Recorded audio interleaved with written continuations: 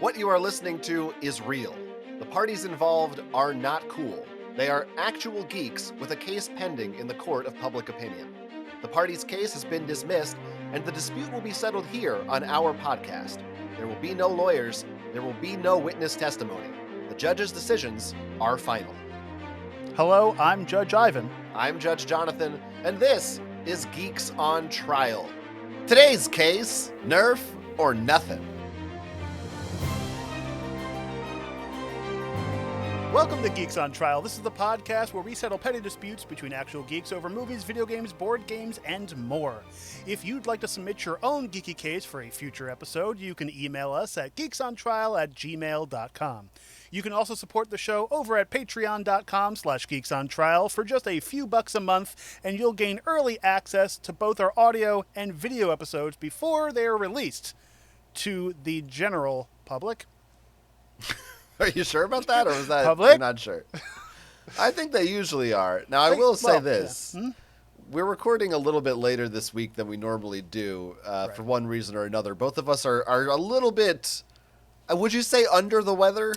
Yeah, the weather is definitely just beating the crap out of us, is what's going on. It's not below us. No.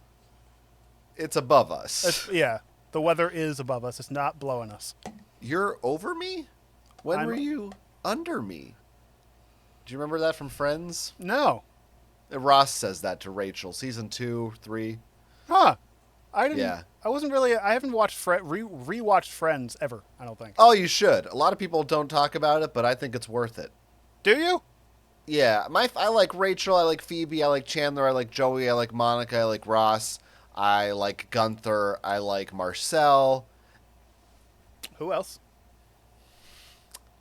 Phoebe's brother. Thank you. Mm-hmm. Ursula, her sister. Ursula. That's it. Now, we're not here to talk about Friends. We're here to get into... This isn't the Friends rewatch podcast? Not yet. That's for our Oh. Patreon. All right. We do have a very important case that we're going to get through today, and we're going to give you a great show. We're committed to it in spite of our various ailments. Right. But before we get to that, we have a little banter up top. We got to talk about... They're not going to be making any Friends reboots anytime soon, I say, because those actors are currently on strike. Now, we just, what was it, a month ago, talked about the writer's strike. Yes. And now pretty much all of Hollywood is on strike because SAG has also gone on strike, the Screen Actors Guild. And while previously, of course, there were not writing any new shows, now even pre-written scripts that already exist cannot be filmed. Right. Actors are not permitted to be on sets. They're not even permitted to go to red carpets or on talk shows. They cannot do any kind of promotion for their movies. They're doing nothing but picketing these days. Picketing. So it was already a big deal with the writers gone, but now there is straight up a halt. Right. To whereas before it was like, oh, in a couple of months they're going to run out of things to film. Now it's like, it doesn't matter. You're not filming anything. You're now done. it's just it's crew, and that's it. That's on sets. It's unless you want to start having the crew do behind the scenes work, or I guess game shows. We could do a lot of game shows.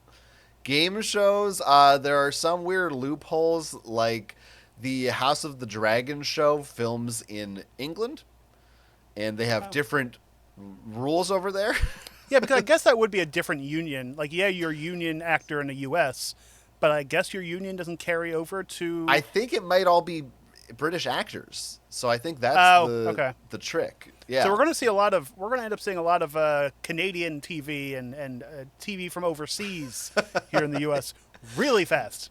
Netflix is on the horn. We need 8 more seasons of Squid Game now. Right now. Hurry up. We just finished 2. Don't care. We need more squids. We need more games. Squid Game crossover with Dark. Isn't that German? I haven't watched it. I heard it's good. I don't know. But it's really good. Mentioning the streaming people, I mean, this is mainly the reason why they are going to the picket lines. But the other good thing is now all these shows that are recorded and have been on these streaming platforms or even TV for years, now we're going to get some views and some eyes to them because there's nothing new. So, you know. Yes, I suppose that's a silver lining you could look for. Yeah, we're gonna have more time to sit around and have to dig through old content. Right. Well, the one good thing is like, oh, shows I haven't watched before because I ran out of time. Yeah, I guess I can go watch, some sitcom that was on in the early '90s I didn't watch, or something from CBS, The Nanny, perhaps. The Nanny, which yes, You could get all up in the Nanny. because What? What? You could get all up in the nanny's guts. God, could you imagine what she would sound like? From a story perspective. I think they're on The Nanny's a Peacock show, I believe, or it might be HBO Max. I can't remember anymore what's on what platform. I don't know what HBO Max is, but I'll look for it on Max later. What is Max? It's the one to watch for HBO. Oh, okay. So tell us more about the strike. What are they striking for? Are they striking for oil? Well, it's a lot of the same things the writers are concerned about, but some of those, both of them have concerns about AI. For the writers, it was AI writing their scripts. For the actors, it's AI physically impersonating actors. Well, did you read that whole thing? Like they're like, oh, we can use an extra for one day, and then we're gonna physically scan your entire likeness and use you for whenever we want, anytime. And by the way, we're not paying you. Yeah, it sounds like a joke. It's almost unbelievable, but they literally did make that proposal. Right. And then there's things like where they've been picketing. I believe it was Universal had some people go out and trim the trees outside where they were picketing so there wouldn't be any shade during the very hot days. Jesus Christ. And they tried to play it off like, oh, we didn't mean anything or any harm or whatever. And the trees just needed to be trimmed. I think they're getting fined by the city because they weren't supposed to trim those trees. That's great. But for them, they don't care. They'll pay a fine. They have enough money, the CEOs. Well, and I was watching a video about them having like certain gates that they're allowed to block and stuff. I didn't realize that the term crossing a picket line was literal. It's a literal thing. Like they are blocking the gates into Universal Studios, Netflix, Fox Studios, whomever. And I didn't to me, in my head, I'm happy they're doing this because they deserve everything they get, or they should be getting. Sounds like a threat. But I didn't realize you could just block a gate from people coming in and out of the studio. Yeah, that's what they do. And the unions just have that solidarity there. Like, if there's a line there, we will not cross it. Now, I guess they can, if police action happens, can the studios be like, you need to call the cops and have them not block this roadway? They could try, but I'm pretty sure nothing they're doing is illegal. They're walking. Yeah, they're not I don't think they're literally blocking the entrance we're not going to let you through. I think it's it's symbolic that because we're here, if a truck were to come through, they wouldn't get run over. They would have to. I think the people driving those trucks are saying, oh, we respect what you're doing here, and we see that you're there, and we're not going to cross that. And we're not done with strikes. I don't know if you've been paying attention, but this is the new sensation that's sweeping the nation. We are a couple weeks away from what seems very likely to happen right now, a UPS strike. Yes. And that's big. Well, not only is, Hollywood having these issues, but well before that, minimum wage jobs and real work, not saying that acting isn't real work, but, where you get your hands dirty, have been having issues for many years. I know Starbucks in some states aren't allowed to unionize, so they're just, the employees are just walking out. Right. Amazon has done a lot to try to stop unionization. Right. They give everyone a jar to pee in. That's how they help.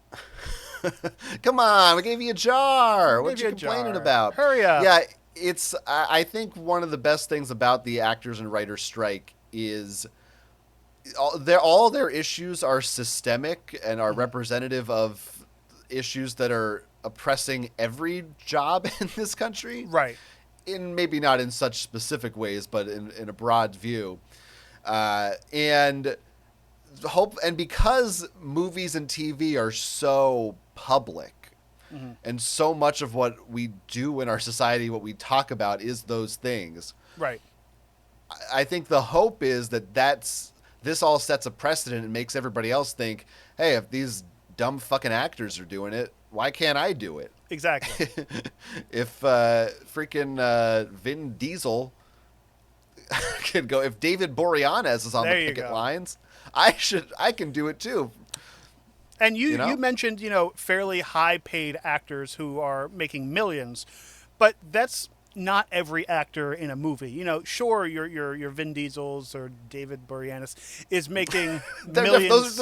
Those two people are right on the same level, by the way. Yeah, Yes, it's 100%. One totally has a blockbuster movie coming out this week, and the other one doesn't.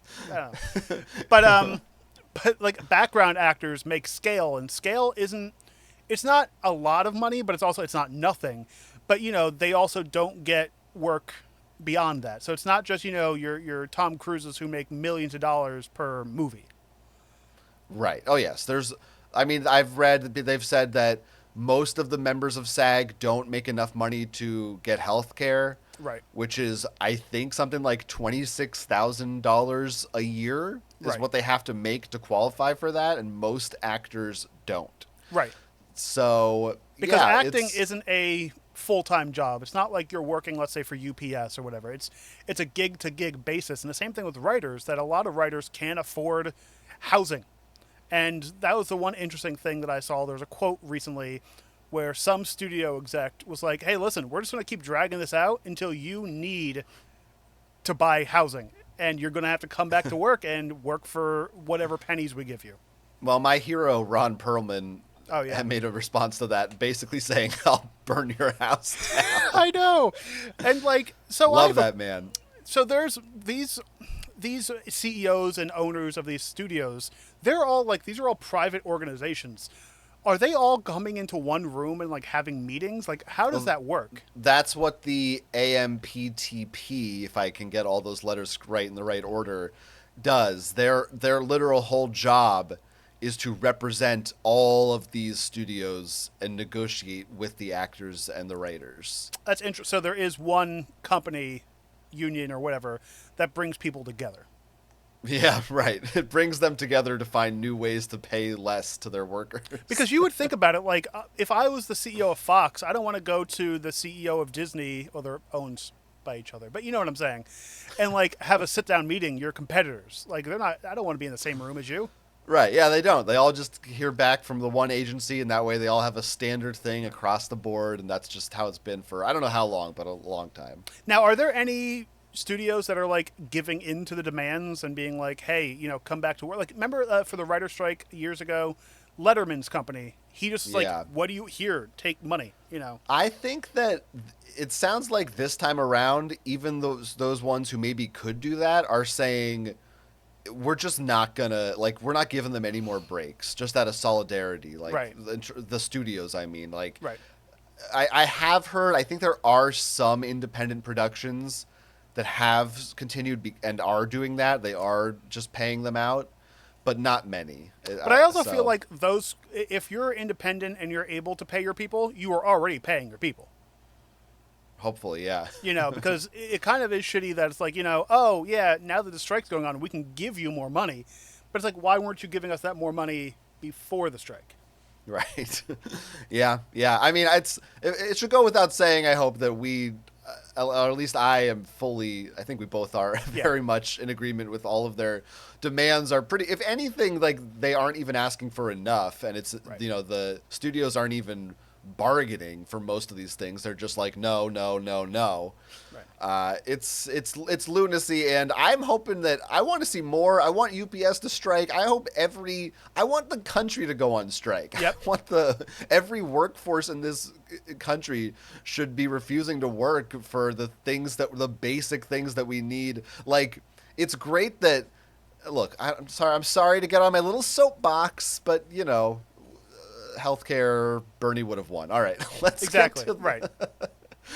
But anyway, if you're an actor or a writer in a real sense, and I don't know, I can't. It'd be shocking if you're watching these two schmucks, but if you are, more power to you, and good luck out there. People need to be watching this because there's no other platform There's- to watch things on. This is So our time to shine, baby. At some point, we're going to be out of TV shows because that's the thing that amazes me. September is coming rather quickly, and new TV shows need to be written maybe a month ago, and need to be filmed now to be on the air and on the air properly. I think you're going to see... I don't think the shows that we watch are really going to be affected until maybe later or maybe like early 2024. Okay.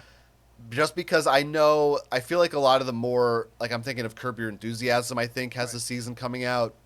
They are more filmed in advance versus the like... I know it's not in the air anymore, but your Big Bang... Your CBS sitcoms that are more run... like Episode to clockwork, episode. Right? Yeah. At us very like we know this is coming back every year, but there will certainly come a point. Like I don't know. It's going to be very interesting to see how the networks choose to stagger their releases, Right. or if they even do it all, or what they do to fill these gaps. Because right now we got plenty of movies like the summer, even till November, December, probably enough movies to fill out these gaps, but. Right. Pretty soon it's going to dry up, and this thing could go on for who knows how long. Well, because the writers have been striking since May. I think it's been over 2 months. Yeah. And now, how does this work for cartoons? Is that are voice actors a different union?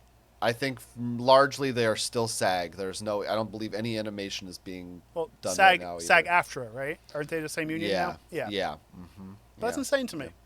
But if you can't watch TV, there's some other amazing things that you can do in your time.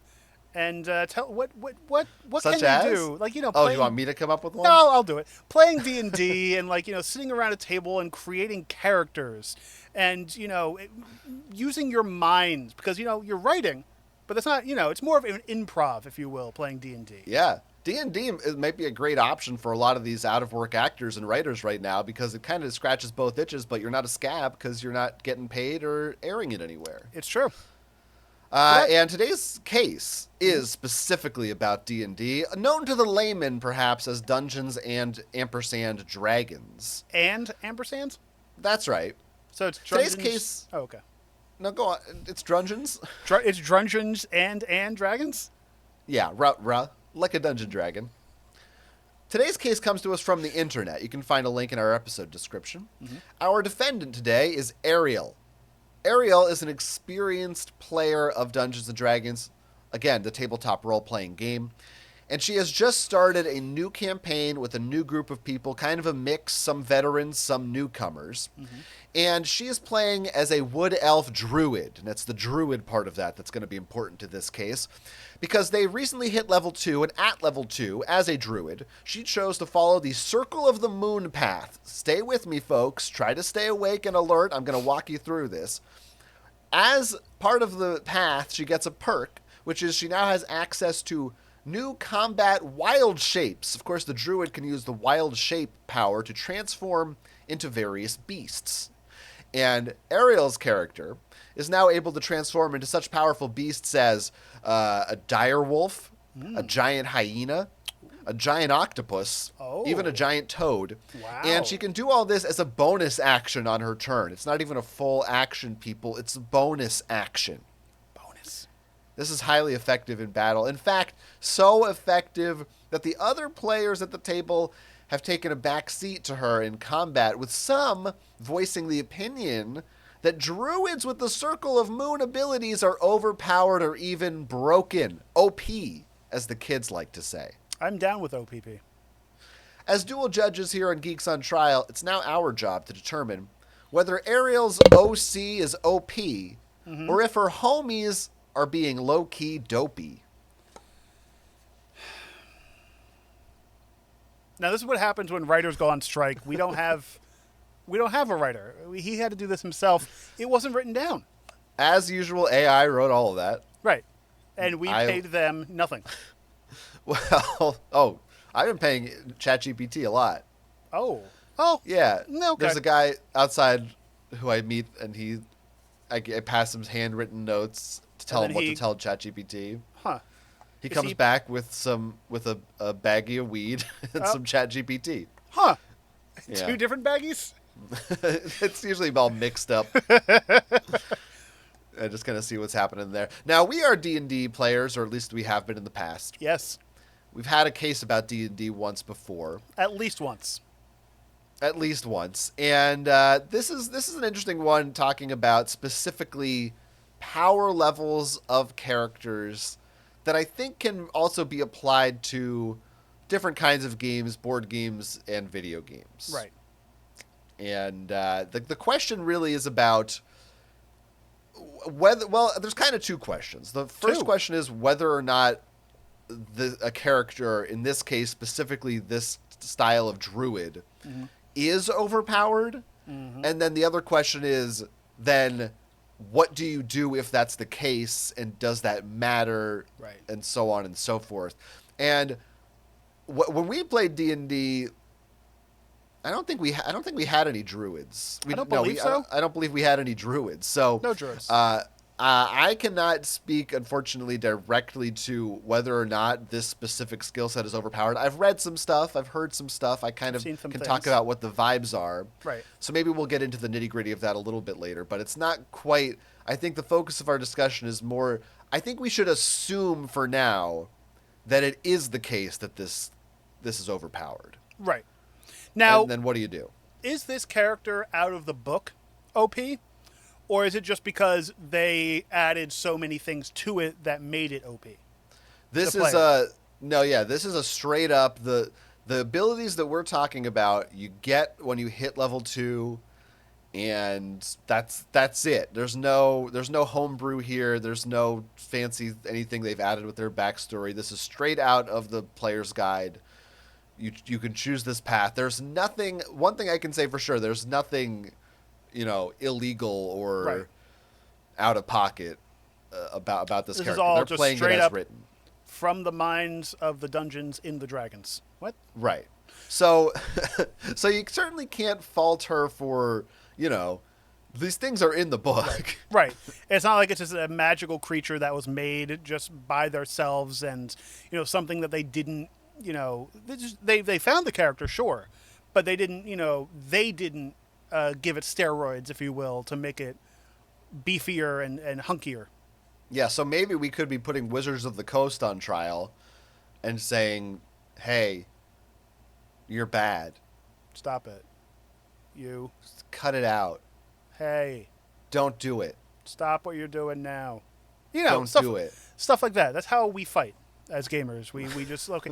So, it sounds like their group, is a little, might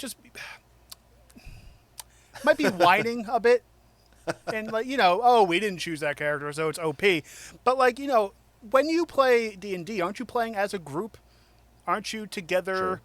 And so if you have one person who is, using video game terminology, the tank, isn't that good? Don't you want to have this person be overpowered and juiced up? I actually wonder if the tank maybe, I don't know what its origin is. It might come from tabletop games. I'm sure it been does. Adapted for video games. Right. But that's an interesting question. Well, actually, yeah. I think that, so a tank is not inherently OP. Right. And anyone who, hopefully people know these terms. Look, our podcast has geeks in the name. So right. If you're lost, I'm sorry. I don't know what to tell you. You don't have to listen to this episode. Well, a tank is a giant thing with a gun on it, right? Actually, that's probably where it came from. Was the what is a giant thing with a gun on it? A tank. You're welcome. I didn't.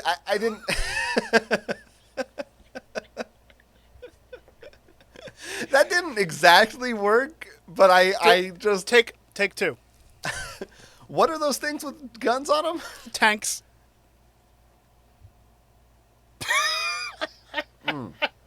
That is some good water. Because ideally, as you say, there are certain roles in most types of multiplayer, specifically RPG games. You have your tank, healer, DPS, whatever dumb words you want to throw out there. But the tank isn't supposed to... They might take all the glory in terms of killing the enemies or just getting the most hits on them. Right. but everyone else ideally would still have something to do. From the sounds of this scenario, it sounds like Ariel's character was so strong that she basically cleaned up the whole battlefield, and nobody needed to heal her. Nobody needed to distract an enemy or buff her with a spell or anything like that. It was all just straight up. I can kind of handle this all by myself. Right. And we can talk a little bit about the makeup of the group too. I think. Supposedly there's 7 or 8 players. I don't know if they all play at the same time or if this is like a rotating group. Right. But she says it's a mix of old and new, and that it's mostly the old heads who have been playing D&D for a long time are the ones who are complaining about this character. Which is weird to me because, like, if they aren't, like, they're all in one group, okay, fine. Maybe it takes a little bit of the fun out of it if her character cleans house, but also as, you know, having a DM or GM, whatever, isn't that their job to kind of be like, oh, if you see this character, you know, being OP all the time, maybe make the characters a little bit harder or add something to it to trip them up a bit. Because, like, that just to me seems like poor DMing. That's a good question. Yeah, is it the DM's responsibility? It's a good question. You say yes. I think it is because, like, you are usually our DM when we play D&D. And, you know, if you see that something is going awry, you kind of, you know, you kind of put the stop to it, or you start, like, you know, equaling things out. You know, maybe you drop a crate so people can have better, you know, weapons so they can all be level across the field, or, you know, something to help things out. I think you are right. Oh, that's all I needed. See you later. To a point. The question for me is, how far does it go before it's the DM's fault?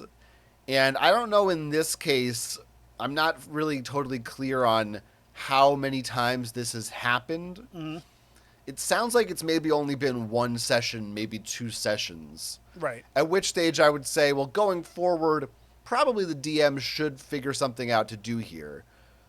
But you also, it's tricky because you don't want to punish this person for, again, just doing what's in the book for their race. Right. They're well within their rights. And you don't want them to, like, if they're having fun and they're having a good time, you don't want to, the last thing you want to do is nerf the druid. Wizards of the Coast might want to nerf the druid.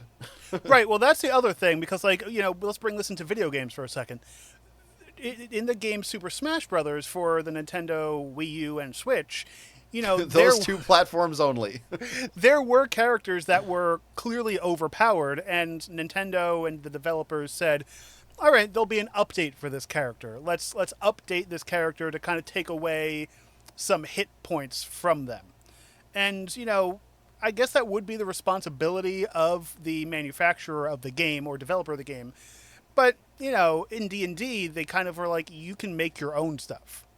Mm-hmm. So, like, you know, so is it up to the DM to be approving of these characters?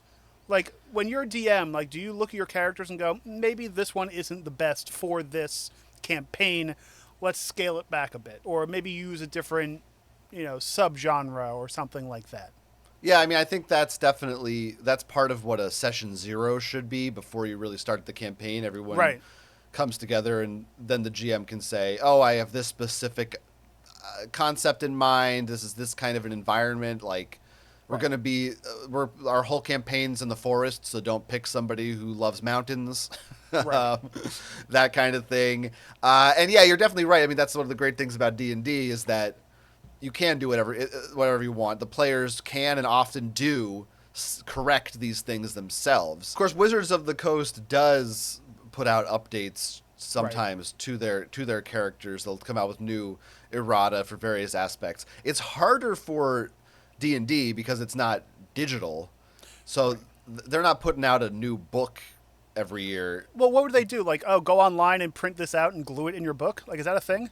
That's what they do. I mean, they don't say glue it in your book, or what they'll do is often they will come out with, oh, this new book has it's not like the Player's Guide Edition 2, Right. but we threw in at the end of it, there's some new races, and also there's a new version of this race, and like from now on, you should probably use this one from This- the later book. Right.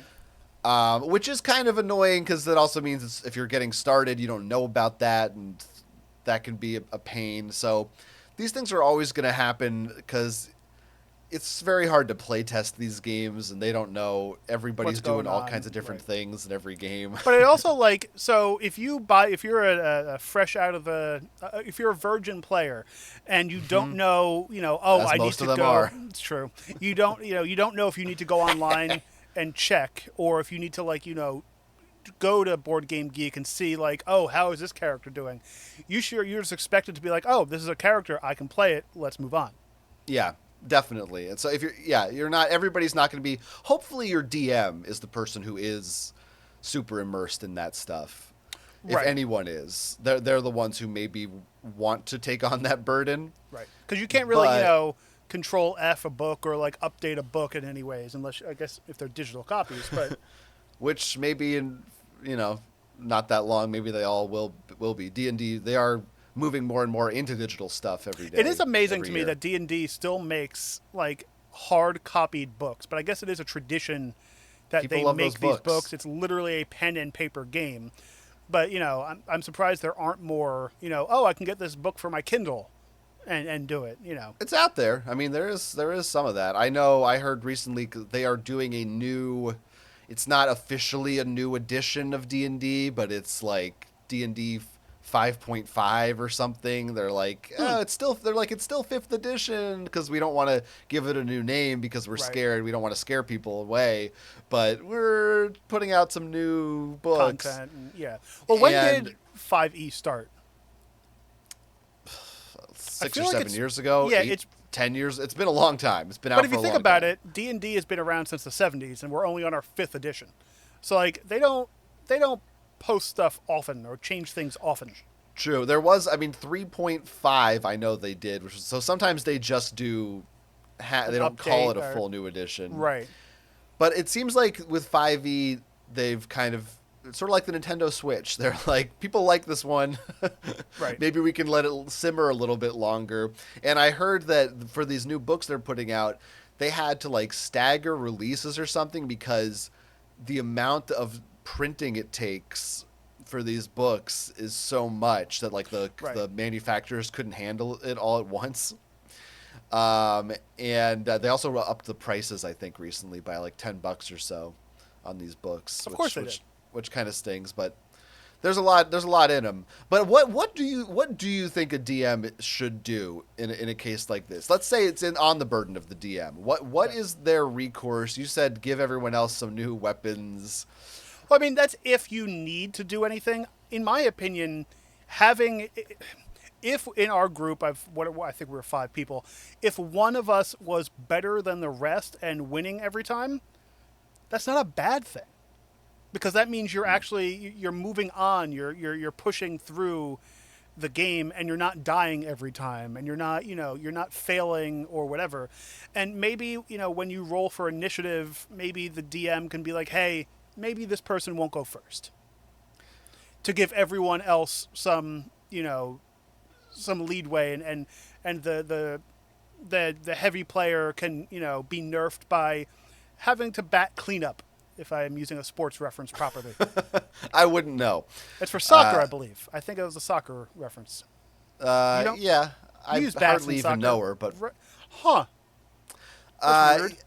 But certainly if you're the player who's not overpowered, don't you think it would be kind of a bummer if you get into combat and they're just doing everything and you're like, I hit stickety stick 5 damage and that's your whole turn. Then you watch them. I turn into a wolf, and now I turn into a toad, and I'm taking out all these guys and having all this fun. I think for me, I would that would be like fuel to be like, hey, we need to stop in. I need to get a new weapon. I need to do this. I need to, sure, if you're all technically level 2 at the same time, that can be problematic. But I would think of it as it's what's good for one is good for all, or whatever the saying is. The goose and the gander? Goose and the gander, the old switcheroo. The I just watched. There's a Seinfeld episode that talked about those. Sorry. Okay. Is where David Puddy had the religious stations in his car, and Elaine was in there trying to change them around. And they were sawing it. Whatever. I've never watch seen it. It's the on show. Netflix. Okay. You've never. So No. what you should do, like, I don't think the DM should really force this character to change their powers, but maybe, make the monsters a little bit harder. If this person's going to do cleanup, then maybe start bringing in level 3 creatures to attack them. Mm-hmm. Yeah, my perspective as a DM is, and this is a more specific instance, but generally speaking, I would try to shape the encounters so that this person is not always leading them necessarily. Maybe they're still leading some. So maybe, for instance, maybe they're still really good in combat, but then maybe you throw some more encounters in the way that are more about being charismatic, Right. and persuading people to do something for you, Or more like a puzzle route, like, to figure out puzzles and stuff. Because to me, D&D isn't always about the fighting. It's about, Sure. exploring, unlocking things, doing stuff in this world. True. Agreed. Or you could even, I wouldn't want to do this too much, but you could do it for like one dungeon or a couple of encounters, is you could say like, oh, someone put a restrictive spell on you and you don't have access to that power right now. Right. Or and that's kind of a trickier example, but an easier example is like, oh, if you have a mage who always just gets away with burning everything, for instance, maybe you say, oh, everything in this place is they're all robots and everything's fireproof. It's so all you can't heat do that this resistant. time. Right. Which there's a lot of ways to not necessarily, I don't know that I ever tried to limit someone in terms of them being overpowered, Right. but I did try to sometimes force people to think more creatively. So like if I noticed, oh, they always do this thing, well, let's try and make them not necessarily do that thing. Let's put something else in their path that they can't solve that way. But like for me, when we were playing, I would use basically the same, I don't know if it was pickaxe or some kind of throwing axe or an axe. I think it was just an axe, Was it just battle an axe. Battle axe. That was like, It wasn't a pickaxe. It was a high level thing that I always used, and I'm sure, you as a very skilled pro gamer DM saw that I kept using it and like could have been like, oh well, it broke this time. Now you need to go get it fixed. Well, maybe, yeah. I don't know if you'd like that, but that's a tricky thing. I mean, D&D, there's so much you could discuss, but you were a fighter, I believe? Yes. Or you weren't a barbarian, you were just a fighter. And I do think it's hard, especially at lower levels, when you don't have as much access to more fun abilities sometimes. And that's why a lot of campaigns will just start you at level 5 because sometimes it can be a struggle to actually get fun things to do. Right, because a lot of it's like, oh, you're in a town at a bar. Okay, go explore. And I think that's a little bit of the case for maybe like a fighter like you were versus if you're a druid, again, level 2, you're morphing into animals. You're having a blast. Right. And that's even a different thing from being OP. That's just how interesting their moveset is. But I guess you can kind of be like, as a DM, I don't know if you can do it, not allowed, but you can do anything you want. Ban certain classes. Be like, okay, in this game, we're just going to be all warriors, or we're going to be all, whatevers. And, kind of like push that character out. Or if you want to use said character, add, they can't do this all the time. But, it is kind of difficult because it is written in the book a certain way. Well, here's my question. Maybe in D&D, I suppose, but that's a little different because it's more of a social thing. So you could answer for D&D, or maybe think about a video game, a fighting game. If there's a character who it's like universally agreed upon by the community, this is the best character, this character wins pretty much every matchup, are you going to play as that character or avoid them or throw them in the mix, or will you be mad if someone else plays them? What's your general reaction? I'd play as them. I would 100% play as them because, I like winning. but it also depends too. Like, okay, if it's one You would group, specifically like go out of your way, like you'd be like, yes, I'm choosing that because they're stronger. Is what you're right? saying. Like if I looked online before we started our D&D campaign, or even Mario Kart or anything like that. Oh, this is the perfect setting for this. Yeah, I Sure. would do that. You know, especially like if I'm. It depends on the situation I'm playing in. Like if we're playing online against people and you do want to win, because you know online they're all going to be doing the same thing as you. They're going to be like, oh, we're doing the OP player because we want to get this. But if we're Online is a different. Yeah, I'm thinking friend groups more. like, but I thinking about like when we play video games, you know, I usually play the same characters, and it's usually not because I think they're overpowered or anything. It's just I know their moves. So like, for example, we've recently played. It might have been a couple months ago when I was with you guys. We played Super Smash Brothers. It's gonna You come guys down to Smash Brothers. you were playing random. I think we were all doing random characters, and I absolutely hate that because, like, of course, I know certain characters how to use them. Right. Right. So yeah, so I guess in the end of the day, yeah, I would choose the OP character. Well, that's. I mean, I don't think. Yeah. But the would I Smash be Bro- would I be Yeah. mad though? Is what? Yeah, sorry, I wouldn't be mad if somebody else Sure. chose them. Okay. Okay. That's Would good. you? That's a healthy attitude. I think I would be. I don't know about mad.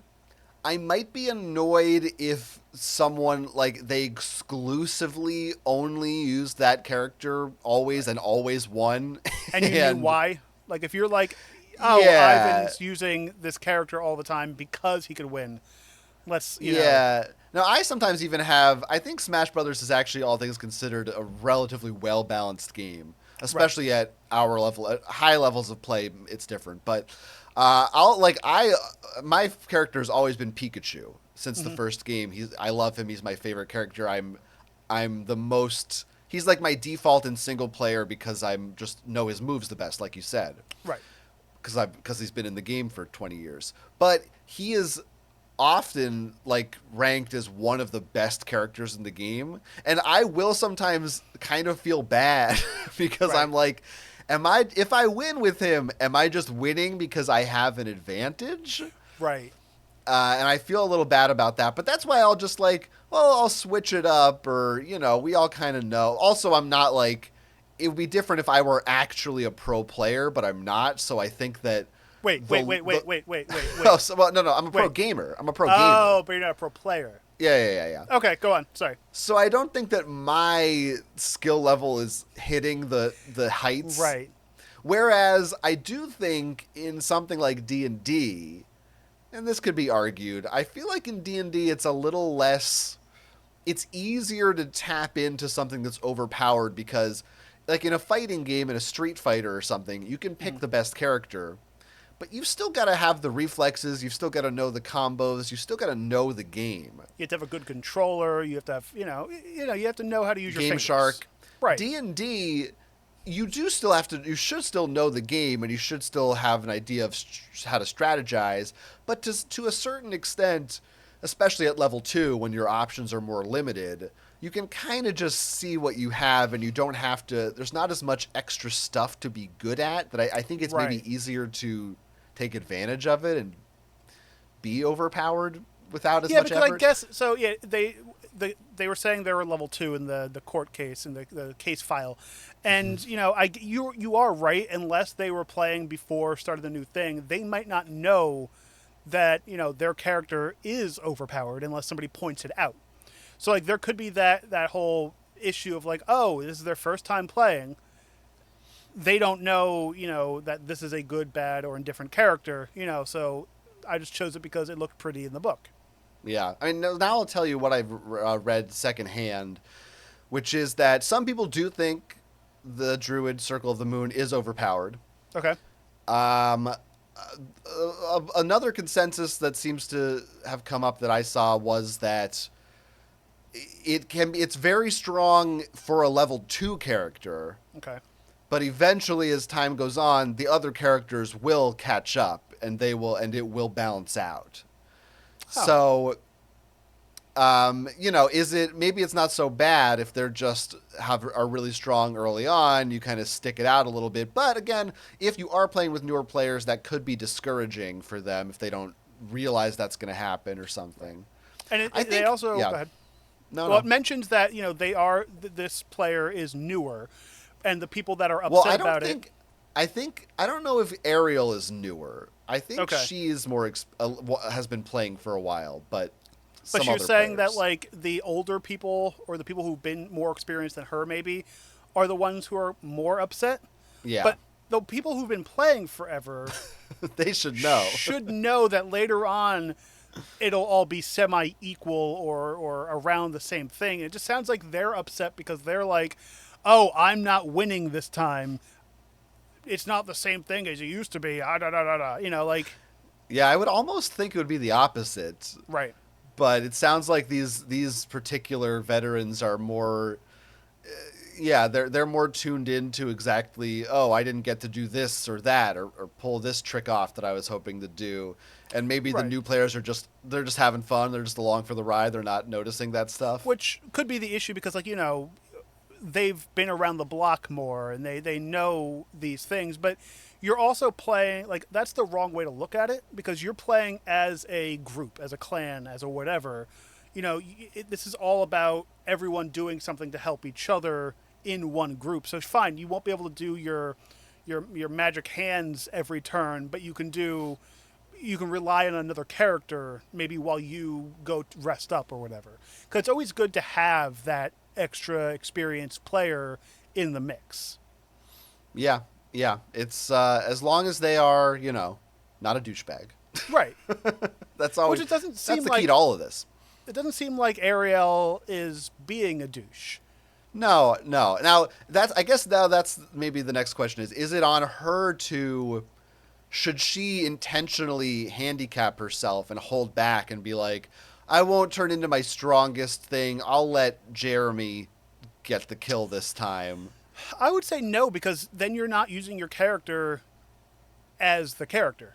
Like it sucks that the other players aren't having as much fun, but that's also up to the DM. Yeah. I don't think you as a character should have to think about that when you're already, thinking about other things each round and whatever. But that should be your group manager of the game. Yeah. What do you think? Anything we need to cover that we've missed? Well, it depends on how big of a group it is. If it is a large group, you can get around it or have somebody else play it. But like, it's just enjoy the experience. It's not always about okay, fine. It's about winning, but like it's also like it's a storytelling game. Mm-hmm. Have fun with the back. Okay, fine.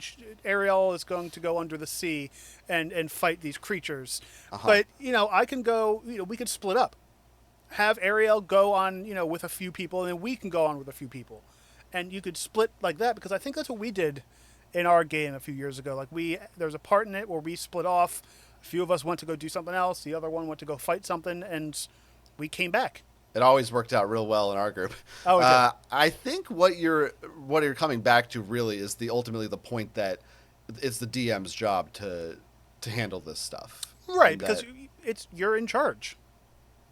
Yeah. You have all the magic numbers, and technically, like, should the other characters really like know all the background? Like, you should know about every character you're in your group. But like, I feel like they might be like digging in deep and be like, "Oh, you shouldn't have been that character." Like it's kind of like they're shaming, or not gatekeeping, but shaming them for being this character. Yeah, potentially. Yeah, that is what it sounds like. Or they're asking for nerfs. Right. They want nerfs. I can't play proper. Can you help me? It's the kind of stuff like that. It's annoying. So, verdict? Verdicts. Ratings? Ratings. There's a lot of nuance here, I think, and a lot of this depends on, broadly speaking, the type of game that you're playing. I think it's different for many different games. Like we said, I think it's a little bit different for a fighting video game versus a tabletop role-playing game. And it's also different depending on how long does this go. We're Right. thinking, is this character OP'd forever? Does no one else ever get to do combat? Right. Is it ultimately the fault of Wizards of the Coast for, if that's true, for not playtesting properly? Yes. I think yes. Is it the fault of the DM? At this juncture of the case, I would say the DM hasn't done anything wrong, Right. but I think there's room for them to do the things right going forward. So then, is Ariel guilty for playing as this character and, let's say, continuing to play them as written? And I think the answer is no, assuming these other factors are taken into account, Right. and assuming from what it sounds like that Ariel isn't trying to be a glory hog. I don't think that in a vacuum a character being OP is, I don't think you're in the wrong for playing as them, as long as, again, if they had a session 0 and everyone agreed and said, "Oh, everybody knows this is too strong. We don't want you to Right. do that." Then maybe that's different. But if everyone knew beforehand what this character was, who everyone was going to be, the DM knew in advance, the DM could have figured this out. And as long as they correct for these things, I don't think that Ariel has done anything wrong, at least thus far, which is why I'm calling her not guilty. Yeah, I have to agree because when you're creating a game like this, they might have purposely made this character type OP and over the top because not everyone is playing D&D knows D&D. So this character could be used as, oh, it's an entry level player. You want to be in it. You want to be, this should be the character you're using if you haven't played before. There should be, there should be some equality across the characters, but there should always be that one easy character so you get used to stuff and you don't get, beaten down your first time playing and you get upset. So yeah, I would agree that, maybe the DM should do some stuff, but if this character in maybe 2 or 3 levels equals out with the rest of them, I think it's fine. I absolutely don't think Ariel was doing anything wrong, and that's why, not guilty. There you have it, a non-guilty verdict. I mean, I think that usually my preferred answer to this is not to nerf the OP character, but to buff the other characters. Like Right. kind of like what you were saying with throwing weapons, whatever it is, depending on the characters. Depending on the campaign, maybe you just bump them up an extra level if you feel Right. like that's necessary, or maybe you just start. Maybe like I said, a lot of campaigns will just start at level 5, and maybe that's just a better choice. But we're in agreement on this. So, who are we sentencing? I guess we have to give punishment to the players who were complaining about this. I guess because it doesn't sound like the DM had any control or any No, care. I don't think the DM. It's their fault. It's after 1 or 2 sessions. If Right. they had done something to make it worse, then that's a different story. Sure. But But I think it's the other players that are complaining to somebody. Like they're verbally like, this case wouldn't exist if these people didn't oh, I wish this didn't happen. Because it just sounds like they're being sore losers, sore players. Because Yeah. oh, I didn't get to do this. Bro, it's level 2. Like there's a lot more to do. Right. Maybe you can go and level up your character by doing side missions or side quests while, this person is taking the lead on stuff. Or you could even, and this might not be fun for everybody because some people are there for there's different kinds of D&D players, but you could kind of make it part of your character. Maybe you've got a chip on your shoulder. Maybe your character is jealous of Right. the other one. You could use that if you're into the more role playing side of it. Right. But I think we got to do something to their characters in game that punishes them and makes them see the error of their ways. I mean, we could certainly, maybe we just demote them a level. They're back down to level 1. Yeah, Or- maybe we kill their characters. They've been used to playing these characters for a while now. I'm assuming level 2. They've been playing since the beginning. You'll have to create new characters. They're all their characters get some kind of an injury or a condition that severely limits them in battle even worse. Right. Yep. All their weapons are cracked. Like, something. Or maybe maybe we do the ironic route and we make them extremely powerful to compensate, and then they're just one-shotting everything and it's no longer fun because there's no challenge at all for them. There you go. Yes. There's no fun in there. But I think these people would be like, They might like that's that. fine. I can go through the entire thing myself. That's the thing. You have to do one-on-one. Yes, it's you and the DM playing. You have to play alone for a couple rounds. Oh, yeah, okay. Yeah. That'll probably hurt the DM more because, he has things to do. But, deal with it. It's one way or another. Right. I'm going to find you. I'm going to get you. Maybe we have some D&D DMs or players out there in the wild listening or watching right now. It would be awesome if you let us know what you think about this case. What's your verdict? And what do you think about ours? You can email us your thoughts, geeksontrial@gmail.com. You can also go there to submit your own case. Maybe you're a scorned D&D player. Or maybe you have another geeky problem relating to any geeky subculture. We don't discriminate. Send us your case file. We'll read it on the air. Or you can use our form, which has a link also in the episode description. And you could also, if you're a DM and you want to drop into our DMs and let us know what you do, that would be amazing too. And, give us a thumbs up and all that stuff. But you can also help us out by going to our Patreon and giving us a few bucks a month and fund the show and fund all the fun stuff that we do here. That's patreon.com/geeksontrial. The more patrons we get, the more actually fun things we can throw up on that Patreon for you guys. It's true. So Even throw up. We can put throw up on there. we will throw up live on camera if we get enough patrons. God, we're going to get some weird people coming to our Patreon. That's how you do it. We got to get the fetish crowd. Got to get them freaks. Yeah, Freaks and Geeks on Trial. That's a crossover episode we're going to do. Copyright infringement? No, we're going to do it. It's fine. It's an actor strike. It's fine. What are they going to do? They don't have money to sue us. They're on strike. Bring it. Anything else we say about ours? Oh, yeah, we can tell people where to follow us, I guess. Yeah, where do people find you, Mr. DM? Everyone needs to follow me on Threads. Oh, boy. I'm all about Threads now, at Jonathan Estes. That's my name. Very simple to remember. I'm on Threads, and you can thread me over there. Geeks on Trial is now also on Threads, at Geeks on Trial. So you can thread our needles. Thread our needles. Yeah, that's all. That's all. You know what? Subscribe to my newsletter as well at jonathanjots.substack.com. That rolls right off the tongue. Well, you can find me over at youtube.com/thesnackguy. I got videos coming out every week. I'm also on Threads. I don't remember what my name is. Are you not Ivan Hahn or Ivan Arhan? It might be. It's probably the same thing as Instagram. It's so it's Ivan Instagram. Hahn. Yeah. So it's the same thing as Instagram. You can also follow me on Instagram. And you follow us collectively, all the Geeks on Trial stuff. And I think that'll do it for this week. Ooh, I'm that Ivan was a Hahn. big one. Oh, I'm Jonathan Estes. And go DM your DMs some DMs.